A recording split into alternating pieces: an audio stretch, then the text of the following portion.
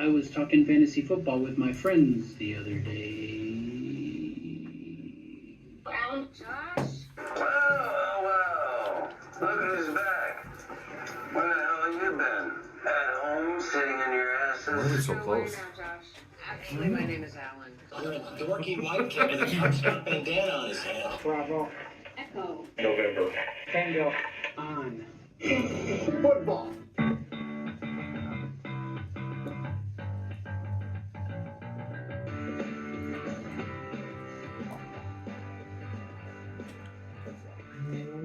Welcome back to Bentham Fantasy Football. I'm Alan. And I'm Josh. And Josh, you're back. I'm back, yes. You were gone. So the best part of the show is back, guys, so don't worry. I know you probably... And Josh is back, freaked- too. Yeah, you probably freaked out about the show last week. Yeah, I know I did.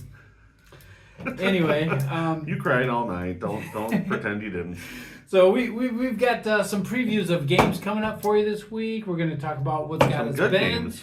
Good games, I Yeah, really think. So. really good games, yeah. But let's do what we do every week, and let's start out with our beers. You want me to go first? You want to go first? I'll go first. All right, go right ahead. All right, guys. This week, we give our thanks to you. So we're posting this show a couple days before Thanksgiving, so you probably won't see us till after Thanksgiving. We want all of you to have a safe and happy Thanksgiving with your families, loved ones. And we give our thanks to you, because if it weren't for you, we wouldn't do this. Okay? Right. Well, no, if it wasn't for us, we wouldn't do this. They're just in on our joke. Right. But we thank all of you guys that Yeah, watch thank- this and thank you. subscribe and like and all that and Yep. comment. So definitely have a happy Thanksgiving. Definitely. We appreciate you guys, like Josh said. So, my label that comes to us, courtesy, I don't even want to guess at what this means. So courtesy of Whirly Labels. yes. Back in the saddle again. Is that okay? Perfect. Back in the saddle. That must have been like a reject label, because you couldn't hold it up in one thing; you had to rotate it. So that's you The know, font's way off. that's But anyway, explain. commonplace with Whirly Labels. Yes, but, explain what it um, means. All right, so Josh, you're back in the saddle again. Glad to I have am. you back here this I week. am. We're gonna be doing some talking about games a little bit more this week and fantasy wise, and I'm glad to have you back, my man. Thank you, man. I'm glad to be back. All right. Well, let's jump into what's got us bent. What's got us bent? You don't really have anything, do you? No, not really. I mean, I do have a comment to make, but I'm not bent about anything. Okay, mine's gonna take a couple minutes, Oh, guys. you so. know what? We gotta open these first. Oh, we do. You're right. See, we're out of Damn it. practice Damn it. with you being gone that one week. I know, right? Guys, kick back, pop open a cold one, and enjoy the show. All right. All right, so what's really got me bent, guys, and I'm a big ASU fan, okay, but there was some egregious mistakes that were made in that ASU game. Now, those of you that follow college football, I egregious. you agree. You're egregious. It's coming down to playoff time now, okay? So ASU had a big matchup this past week against BYU. You're gonna fall asleep, aren't you? No, I'm good. I'm good. I'm listening. BYU was at home, and they control their own destiny. If they win this game, they're in the Big 12 championship pretty much. Oh my God, Alan. But a couple things that really got me bent, okay? College football. No, the ASU play calling, okay? The offensive play calling in the game was just horrible, especially at the end. So I'm going to give you a scenario. I think you'll probably agree with me on this. So ASU was up. We're up 28-23, okay? We got the ball on the... Stop it. On the BYU 48, okay? 7 seconds left. Fourth and 10, something like that. Okay. So what would you do in this situation? I would punt. I mean, you got to figure there's 7 seconds left. What does an average punt take? 6 to 8 seconds for it to, from snap for it to hit the ground. Even 4 or 5 seconds. Even 4 or 5 seconds, you're pinning them back deep. So Right. in that situation, if you go for it, you're asking for the worst case scenario to happen, and it almost did, guys. So what happened was ASU had it 4th and 10 on the BYU 48. So instead of punting the ball, pinning them back deep with no timeouts left, keep in mind BYU had no timeouts left, they decide, we're going to let Sam Levitt run around the pocket and throw the ball away. Okay? He did. Time ran out. But it didn't. Okay? Which brings me to my second part of this. There was 1 second left on the clock. Now, my second part of the gub is ASU fans. Uh-oh. You stormed the field, okay? You're the number 21 team in the country. You beat number 14, okay? You were a favorite. You were a Vegas favorite to win that game. There should be no reason you're storming the field after beating a conference opponent like that. Every odds maker, every analyst at the 3 and 4 letter networks picked you to win. Now, what happened was, now this could have been disastrous, okay? So not only did the fans rush the field, there was 1 second left. Harkens me back to, remember the old days when Cleveland Browns got that penalty near the end of the game when they were throwing glass bottles out onto the field? They actually gave a penalty on the home team. Remember, it was a 15-yard penalty, and it ended up costing them.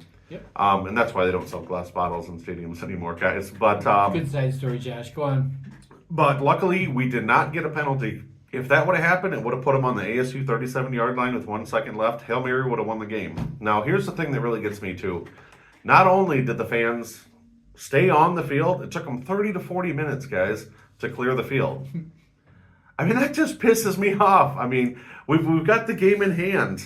You shouldn't have rushed the field anyway, but you should have hurried up and got the hell out of there when they did rule that there was 1 second left on the clock. So it almost cost us a game. Almost cost us a playoff spot. So You know what would have saved that whole thing from happening? Is if people would just stop going to college football games. oh my God, shut up. No, they rushed the field and it was completely unnecessary. They ripped the goalpost down. That's one of the reasons why it took 30 to 40 minutes, okay? That's awesome. Yeah. It wasn't awesome. 'Cause I was watching it from work and I was just thinking, damn you. And that's the most real excitement in a college football game in years. So that's awesome. I'm not going to comment. I love you, but I hate you. Oh my God. But I'm bent with the ASU offensive play calling and the ASU fans. You should know better. Well, all right. Well. All right, Glad we're you were able to get that off your chest, Josh. Yes. Did you feel better? yes. Good. Yes. Good. I'm gonna make a comment about. I'm not gub about anything. Like I said, I'm not gub about anything. But I do want to make a comment, and I believe the reason I'm doing this is because I give credit where credit is due. Okay. Yes. So, didn't like him as a player. Couldn't stand his ego. Couldn't stand the fact that he had won, enough championship games to make me sick. Tom Brady, Yes. as a player, didn't like him. Now, I'm going to say this. I heard him call the Bears game, not this last week, but the week before, called the Bears game. And I'm going to say he was the least repulsive announcer that I've heard in a long, long time. Okay. So you're saying he did a decent job? He did. Now, keep in mind, we talked about this a few weeks ago, right? Where he's a part owner of a team, so he can't actually go out and talk to players and stuff like that. What that does, that adds another dimension to his game calling, because he's shooting from the hip sometimes. Mm-hmm. When it came down to the end of the Bears game, and the Bears were letting the clock run out at the end, his reaction was just like awesome. He was like, "What are they doing? What's happening right now? What's going on? Why are they doing that?" Mm-hmm. And that was so genuine to me that because I was saying the same thing. I was like, "Why would they do that? Why are they letting the clock run down? They're just going to play for the field goal. This is ridiculous. They try to get close." And I was going on and on and on too. So I'm going to say, player, don't like him. Announcer, not too damn bad. Tom Brady, good job. Okay.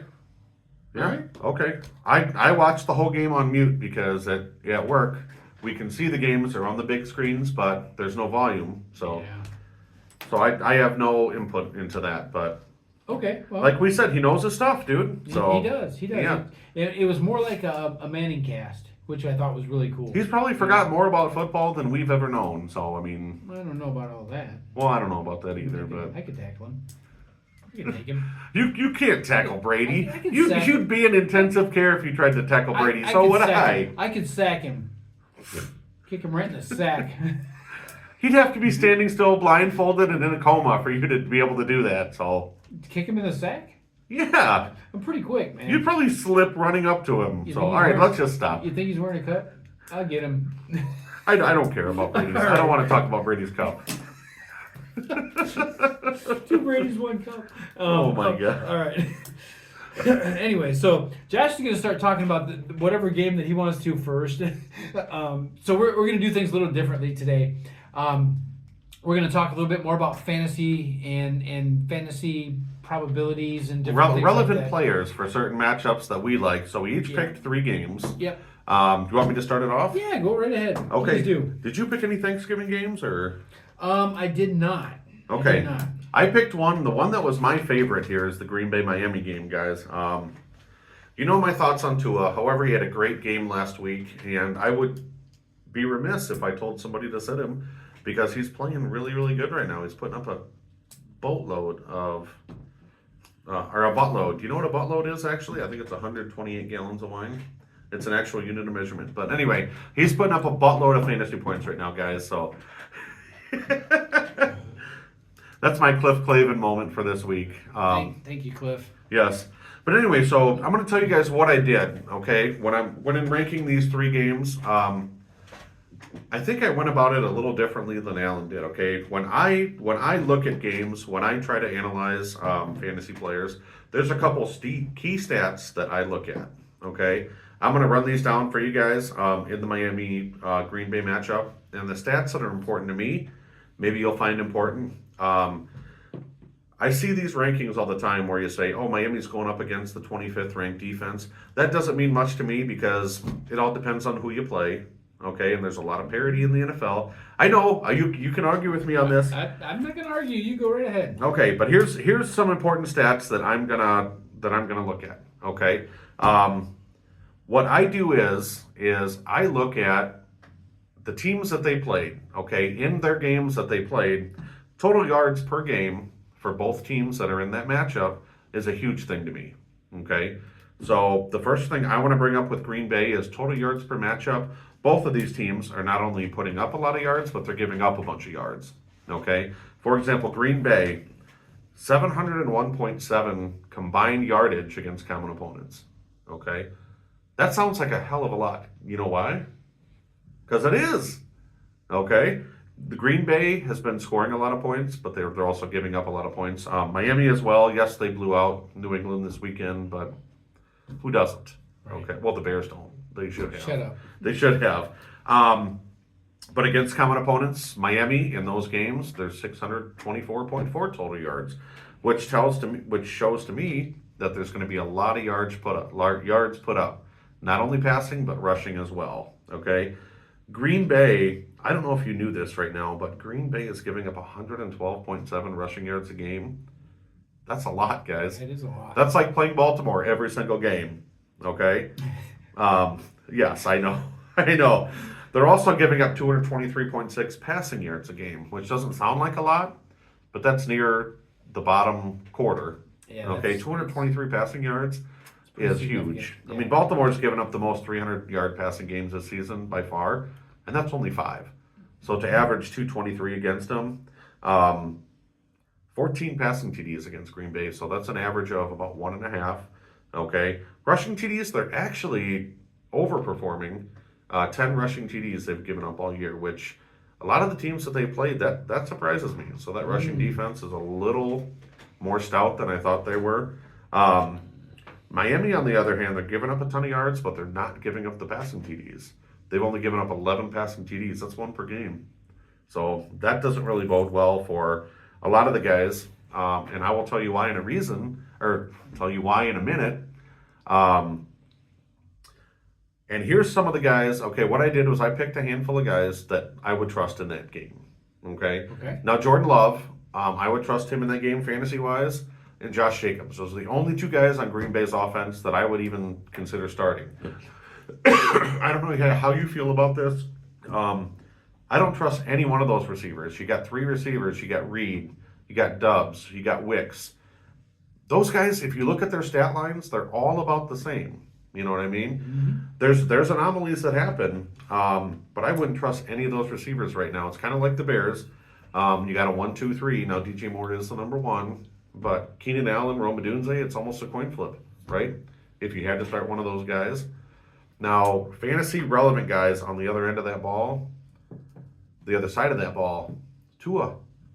I'm not starting him just because I don't want to see him start him and then have him get injured. But Tua's putting up 25 points a game for the last 3 games on average. He's putting up fantasy points. Tyreek Hill, how can you sit him, right? I mean, especially where you drafted him. He had a ton of targets. He had a lot of yards, just didn't get in the end zone. Jalen Waddle, he put up a monster game. Jonnu Smith, I love Jonnu Smith in this game. He's a tight end 4 right now, guys, through this point in the season.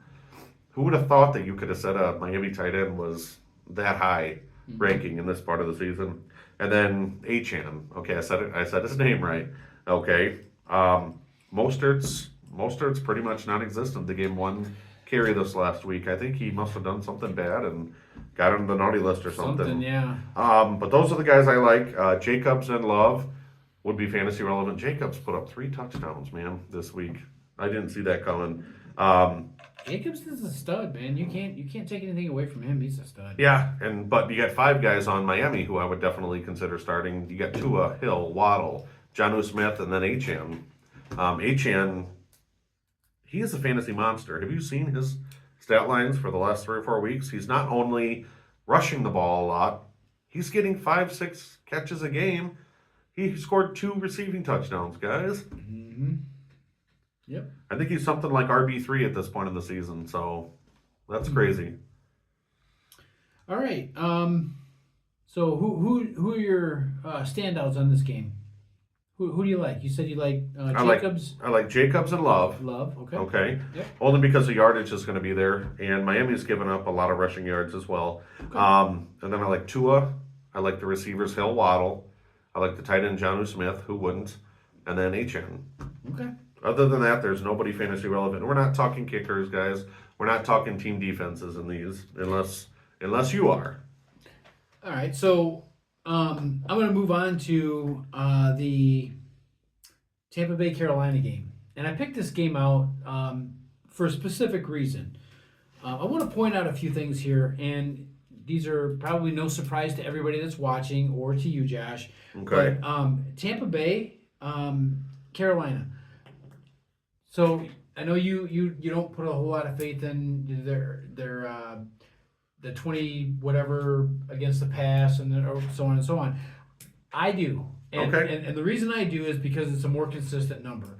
It gives you more of an idea based on their competition. I know you said it's because of competition you don't believe in that, but based on their competition, it gives you a more level playing field to Yes. understand the real relevance. I'll give you that. Yeah, I'll give you that for sure. So that being said, Tampa Bay is ranked 27th in pass, and Carolina is ranked 31st in pass. So what does that tell me? It tells me there's going to be a lot of throws Offense or going on. defense? You're talking defense? For defense, Oh yes, my God, yes, yes. yeah.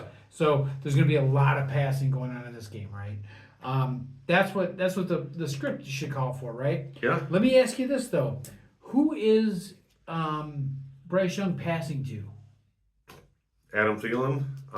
And Chuba out of the backfield. That's about it. And- That's about it, man. yeah, right. My point exactly. You've got David Moore there. You've got Xavier Leggett, I believe it's pronounced. Leggett. Okay. Mhm. You've got both of those guys there, and they're not really putting up any numbers. Leggett had a touchdown 3 weeks ago, but then he's Okay, 3 But he- weeks ago he yeah. had a touchdown. 8 Awesome. touchdown, but I think he had like 17 Definitely yards not- or something. Definitely not fantasy relevant, right? Okay. Right. I would agree. So that kind of begs the question: well, if this is a pass, an easy defense to pass against, who's going to be the beneficiary of that? It's got to be Hubbard. He's the only person left. Yeah. That being said, Tampa Bay's run defense is 10th. They're ranked 10th in run defense. They're giving up under 100 yards. I think it's like 88 or something. Yeah, it's a very, very small number. With that in mind, Hubbard's going to be the only one that on Carolina that's going to have any fantasy impact at all by those numbers, right? Yes. I'm going to tell you, take Hubbard out of the mix right now. He had a Ooh, I have him. no, take him out of the mix right now. And here's why I say that, because what's going to happen is Tampa Bay is going to go to the air, they're going to go to the ground, they're going to get the lead, they're going to go way ahead. The only way that Hubbard's going to score points is going to be through passing. And the reason I say that is because they're going to be so far behind, they're going to abandon the running game quickly. Of course they are, yeah. So you really don't have a whole lot of options on Carolina's side. let's flip over to Tampa Bay side though. Oh God, I love this offense. You've got Mike Evans coming back from injury. Last week was his first week back. Had an okay week. He had like 68 yards receiving, but they're looking at him. That's the thing. Yeah. So they still have Mike Evans on the mind. You got Cade Otton as your tight end. Okay, he has been extremely spotty over the last few years. I've been huge on this guy for years and years and years. Not Almost as long as you have been on Noah Fant. Right, yeah. Except I faded Fant. Now I'm not fading Otton. I'm never gonna. I don't blame you. I love Otton, dude. He's a great tight end when he needs to be. He steps Yes. up. He steps up to the plate when he needs to be. So that being said, week 7, 8, and 9, he had huge weeks, right? That's because he had to step up to the plate. Mm-hmm. With Mike Evans there, he may see a reduction. He will definitely see a reduction in his targets, but I still have faith in him in putting up some fantasy points. I like Otton, always have. Maybe it's just the name. I don't know. Cade is an awesome name. Okay, so maybe it's just the name. Maybe it's just the name. But that being said, that's where your fantasy points are coming from in this game. Mayfield, I'm on the fence with Mayfield because he's an average quarterback with a good upside potential. Bryce Young, he's just in a bad situation right now. He's a short dude. He still has yet to prove himself to me. There's a lot of things going on, and they're not all necessarily his fault. No. Okay. So Bryce Young, I'm fading on him. I'm gonna say Mayfield might get some points as well, especially against this Carolina defense. I think it's a real good opportunity for Tampa Bay to put up a whole bunch of fantasy points on Carolina. If you have Tampa Bay players, play them this week. Do you know Baker Mayfield is right now at this point in the season through 11 games, he's QB3 fantasy. I understand that. It's his durability that kind of makes me wonder a little bit. And, you know, at the beginning of the season, we were saying, you know what, this guy's like amazing. You know, he's doing things that nobody expected him to do. Yeah. He's faded a little bit. Why? Because he hasn't been on the field. Yeah. So that's where my concern comes. One guy you're forgetting, Bucky Irving. He is playing lights out right now, guys. He is. I kind of take it for granted that he's going to get some points for you. So if you're not starting him, then there's a problem. You must have one hell of a lineup. Yeah. Going back to Mayfield real quick, he had 294 yards last week, no touchdowns. He had 230 at half. Yeah, and that concerns me a bit. That's why I'm He had a rushing touchdown though. Remember? I'm cautiously optimistic with Mayfield. Okay. I'll say that. I'll give you that. That's fair. Okay. Yeah. That's all I got for that game. Okay. All right. I like it. Who you got up next? Next game, I got Pitt and Cincinnati. I think this is going to be a great game, guys. We're not doing the betting lines or anything, but I do want to bring this into consideration. I just want to tell you guys that Cincinnati is a 2.5 point favorite at home, so this game is going to be close, and the over/under is 47. Now, if you look at Pittsburgh defense, you would normally say there's no way in hell this game is going to hit a 47 over. But Cincinnati's offense is playing lights out right now. I mean, they went to Chargers last week and almost beat them. The number 2 defensive efficiency team and the number 1 overall defense team. They were down 27-6. Remember that? Mm-hmm. And they came back. But anyway, a few things that I really want to touch on here. Cincinnati guys, their defense is lackluster. They're giving up 129.8. That's the highest number we've heard yet. Rushing yards a game. Okay. I think Najee Harris and Jalen Warren are going to eat. Okay. Let Russ cook. They're going to let Najee and Warren eat. Okay. I really like them in that game. In games with common opponents, Cincinnati and common opponent of Pittsburgh, they're averaging 710 yards a game total between the two offenses. That means no defense, guys. Yep. Okay. Cincinnati, on the other end of the ball, they're not going to be able to run against Pittsburgh. 90.3 rushing yards a game. Pittsburgh is top 5 in rushing D. So I don't like Chase Brown. I had him on my list as a start. I wouldn't start any running back on that team right now. One stat that I was actually really confused about, because this is highest in the NFL, guys, is 25, or second highest. The Green Bay is highest. The Pittsburgh O-line, which is usually lights out, they've given up 25 sacks this year. Okay. So that Cincinnati D, that defensive line, may be able to get to Wilson or Fields. Who's starting? Do we even know? I think Wilson's starting. Yeah, Fields came in a lot of that game last week though, and But you know really something? brought him back. Real quick on that note, when they brought Fields in the first time, everybody in that whole stadium knew that was going to be a running play, and they knew that Fields was going to be running the ball. The next time they brought him in, it was a long pass, totally off target, way over the receiver's head. He wasn't just throwing it away. There was a little separation there. He could have tried to fit it in, way over his head.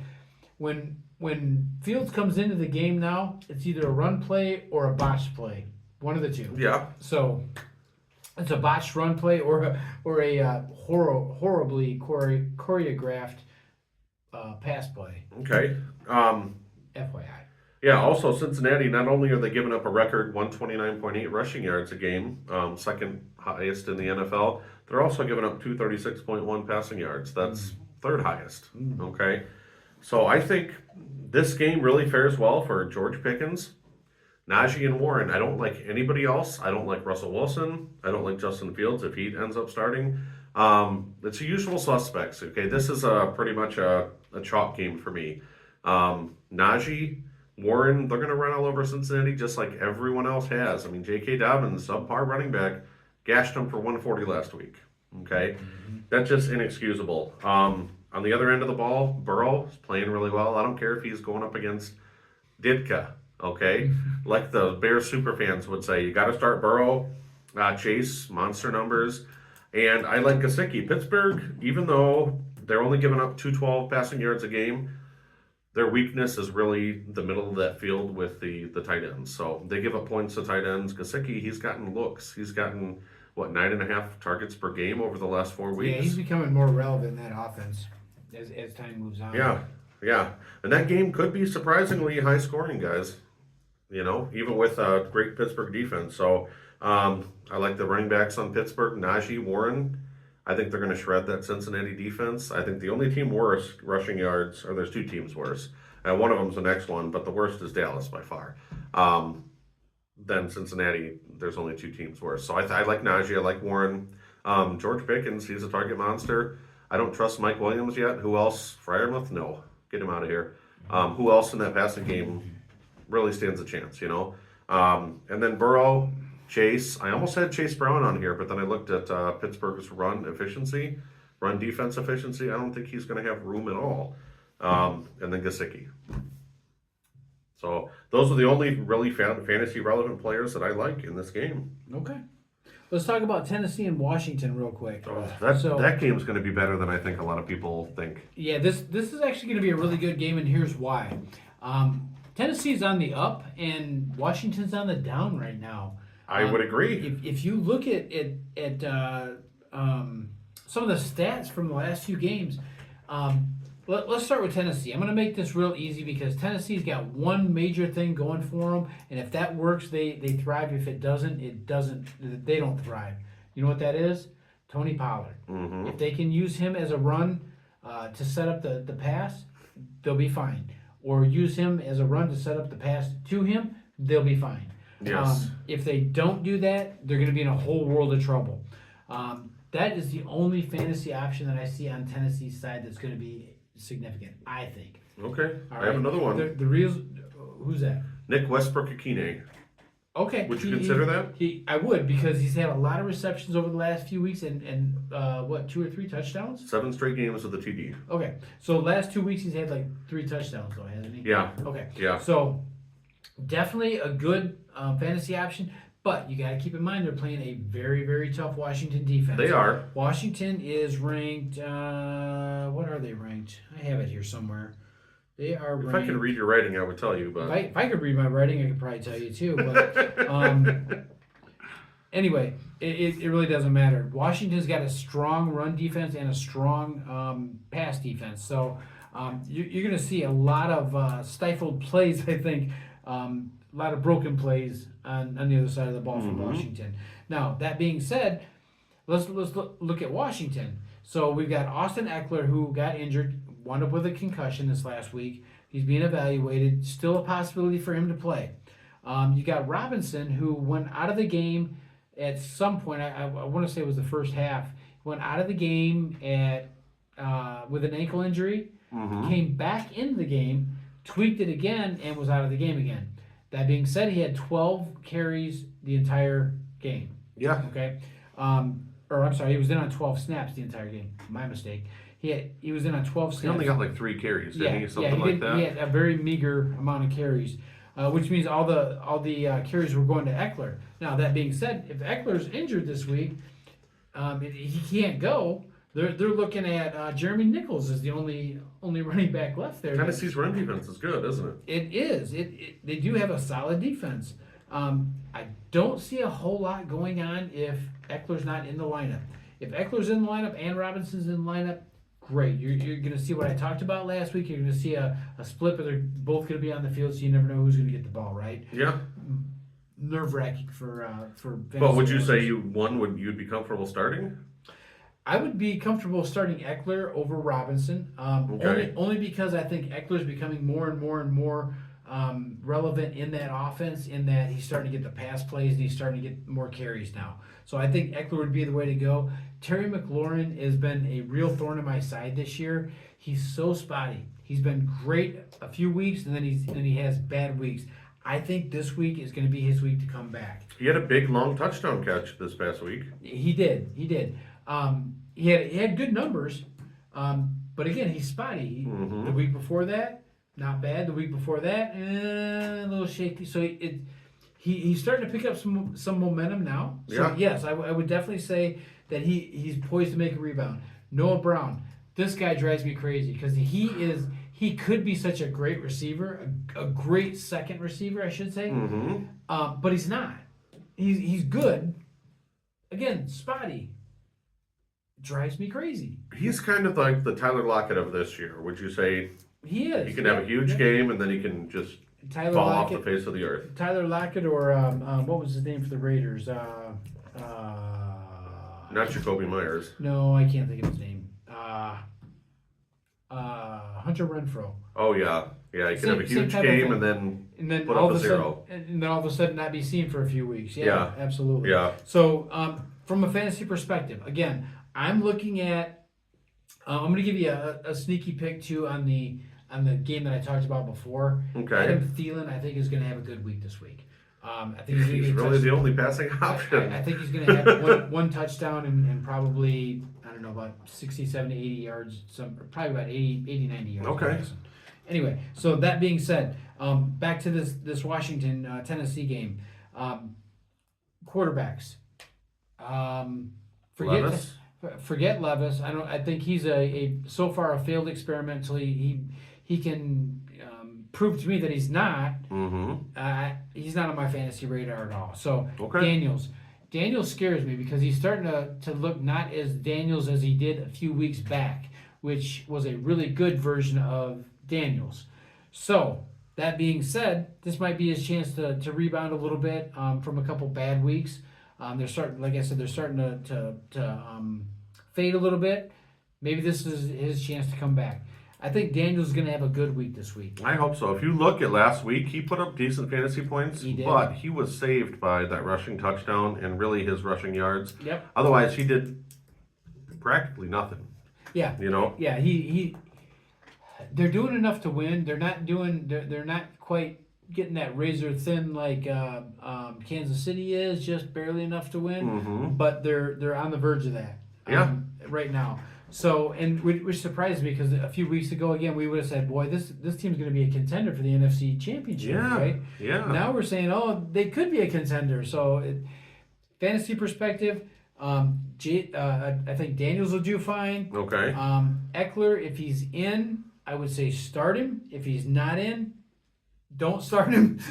Yeah. Obviously. Of course. McLaurin, look for him to rebound a little bit. I don't know how big of a week he's going to have, but he's going to definitely put some numbers up for you. Noah Brown, fade him, forget him. Okay. You're going to be hard pressed to find a better option. If you own McLaurin, you're going to be hard pressed to find a better option on your bench So most cases you have to start him. Right. Okay. Right. The last game I want to talk. Unless he's not playing, then you Unless don't he's start not playing, then you don't start him. Because Duh. the team with the most points generally wins, right? Okay. Are you having turducken for Thanksgiving? I'm going to. Okay. Yeah. Have you heard how they made that? It just sounds like a Yeah. science experiment gone wrong. It just sounds disgusting. It sounds like a Frankenstein-esque well, I was monster. thinking, yeah, never mind. Let's go on because All right. So anyway, the last game I want to talk about, and this game I think could be very, very fun to watch. LA Rams and New Orleans. Now they're expecting a lot of points out of this game, guys. This is one of the top two totals at 48.5. Listen to this though, man. You thought that the Cincinnati was giving up a lot of rushing yards a game. They are. 134 yards a game New Orleans is giving up. I didn't realize that. If you watch those games, that kind of sneaks up on you. They play Baltimore every week or what? You'd think so. They're also giving up 270 passing yards a game, guys. That's highest in the NFL. That's pretty good. That's just unheard of. No, it's not. It is if your player's playing against them. It is. Yeah. On the other side of the ball, and they're averaging between the teams that they play, common opponents, almost 800 yards a game, guys, in total offense. So this game could be a barn burner. That being said, they've given up 23 sacks, okay, which is among the highest. That O-line is not looking the best. A couple guys that you could think about starting, and you have to. You got Kamara. Mm-hmm. That's a must start. Taysom Hill. Is anybody playing better than Taysom Hill right now in the NFL, fantasy-wise? And, I mean, that's an argument. You could argue yes. You could argue maybe there's a few guys. I could argue that, but Maybe Saquon. But besides Saquon and Derrick Henry, is anybody playing better than Taysom Hill right now? No, Mixon had a horrible game last game. But anyway, okay, I really, really love Taysom and Kamara on that side of the ball. Now, on the other side of the ball with the Rams, the fact that New Orleans is giving up 270 yards a game passing, you got to think Stafford, okay? With the implied point totals in that game and the Rams being a favorite, you got to think Stafford for sure. I mean, he's almost a shoo-in to get 300 against this team. Nakua, Kupp, I wouldn't sit either one of those guys. And the fact that they're giving up 134 rushing yards a game, Kyren Williams. I'm fading on Kupp a little bit. Just a little. You think Puka's really... He's stepping up. He's starting to take over the number one position. Okay. Well, here's an interesting fact, though. I talked about how Pittsburgh defense has given up 25 sacks. LA Rams have given up 26 sacks. Oh, So they may have to throw the ball a lot in that game. And 279 yards passing yards given up by New Orleans. I think Stafford might eclipse that by 50, 60 yards. Good. And Kupp, who besides Kupp and Puka are really going to benefit from that? Kyren doesn't catch a lot of balls. Mm-hmm. DeMarcus Robinson is a one-off. He could have a 100-yard game. He could have a 4-yard game. Right. So I think, I like those guys. So I like 4 on the side of Rams. Kyren, Stafford, Puka, and Kupp. And I like Taysom and Kamara on the other side of the ball. Okay. Real quick, we are recording this on Monday night, and it is now 7:17 p.m. So I want to pull something here real quick out of the hat. Okay. Tonight's game is the Week 11 game. Okay. It is Baltimore and the LA Chargers. Yes. Give me an over/under. Who do you think is going to win? Or I'm sorry, not who's going to win. Over or under? Which one do you think is going to hit? Oh, I think the over's going to hit, dude. I do too. Yeah. And What is it, 51 and a half? Well, it was 51 last time I looked, and that was yesterday. Okay, so I I'm think not it's sure. 51 and a half. I'm looking at it right now. I don't care if it's 55. I'm going with the over on that. Yeah, I do too. I like that. So anyway, let me touch base on Buffalo, and then we're gonna get you guys out of here. So Go on, get. get up on out of here. So San Francisco and Buffalo. I picked this game for a couple reasons. Okay. Mm-hmm. If you break down Buffalo's team, you don't see a whole lot there. You see Josh Allen, awesome name. Guy's got a phenomenal name. Yeah, he does. One of the best ever in football history. If not the best. Probably the best. You're right. However, he's also got the ability to win a game single-handedly. Apparently, this last week he did a number on from a rushing standpoint and an offensive standpoint. He really did a number on Well, it. he better have done a number because that's how they track the yardage and stuff is by a number. By numbers, yeah. It's funny how that works, man. I love how you just go along with it. Yeah, that's great. Yeah, it Anyway, is 51.5, by the way. So. Okay, so I'm still taking the over on that. Oh yeah. Anyway, he has the ability to do that again in this game too, because right now, as it stands, Christian McCaffrey, pretty much in neutral. He didn't have much in fantasy points last week. Hardly anything. I think he scored 8 points, maybe, from a fantasy perspective. Are we talking about a different game? No, Christian McCaffrey, yesterday's game. Oh yes. Okay. Yes. Yeah. Yeah. So right now he's kind of stagnant. I foresee that happening again because Buffalo's defense is not that bad. They're not. They are. They give up points to tight ends, though. They give up points to tight ends, but Christian McCaffrey's not a tight end, and that's their number one tool right there. God, you saw Kareem Hunt just shredded him. Remember in that game? He did. But again, Christian McCaffrey, not the same Christian McCaffrey last week that he was prior to that. Who knows if that's a spell that he's going through, or if that's something that's actually going to benefit Buffalo. I'm saying I'm going to fade on McCaffrey again. I'm going to say McCaffrey's going to have an off week again. Especially if Purdy is out again. I mean, Yeah, absolutely. you got Brandon Allen. Come on, guys. I mean, yeah. You look at Buffalo. Buffalo's got some opportunities to score a lot of points this week, but where's those fantasy points going? It's got to go to Allen. Mm-hmm. Okay. There's not a whole lot of supporting cast there. Amari Cooper might be back though. Amari Cooper and who else you got for? You got Curtis Samuel there. Khalil Shakir, Okay. Kincaid. Not a lot going on there. Mm. So, that being said, I'm fading on, as far as fantasy points, I'm fading on everybody in Buffalo other than Josh Allen. Josh Allen's going to be the difference maker in this game. On the other side of the ball, Christian McCaffrey, it's hard. It's hard for me to fade on him, but I'm going to fade on him this week. I don't blame you. Kittle? Now, if Purdy comes back, that could sway you.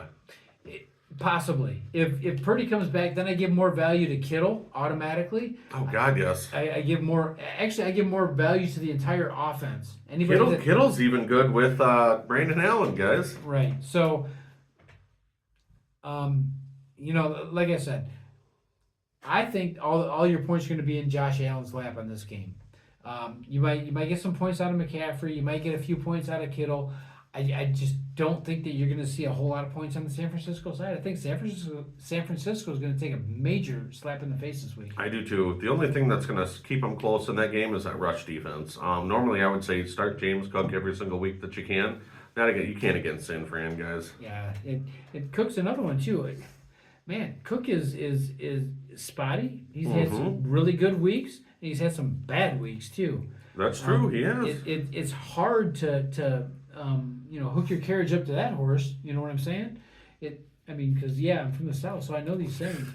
But anyway, he's slippier than a grease pig. You're just still excited because you said Josh Allen's lap, and it's you putting it all in Josh Allen's lap, and you were thinking about sitting in Josh Allen's lap, so that got you excited. What's your point? Hey, I was excited too. The guy's a millionaire. I'd kiss him. Anyway, moving on. Let's just thank everybody for sticking with us through this time of need for us. We obviously need attention, so we do this show every week. And we do want to wish you guys a safe and happy Thanksgiving. Please do. I know a lot of people are probably preparing and you're pulling your hair out because you're getting food ready, you're hosting. So we give you guys extra props for the ones that are hosting because we know how hard that is. Yeah, it's tough. It's tough doing that whole Thanksgiving thing with all the food and all that stuff. The easy part is eating and watching the football games, and I want you guys to enjoy doing that this holiday season. Make sure that you tune in on the. Is there a Friday night game this week? There is a Friday. There's a Black Friday game. I forget Black who Friday it is. game. Yeah, it's during the day. Yeah, it's during the day. But anyway, it doesn't matter. Enjoy the Thanksgiving games, the Black Friday games, right through the Sunday games, and we'll see you guys next week. And until then, get bent On fantasy football.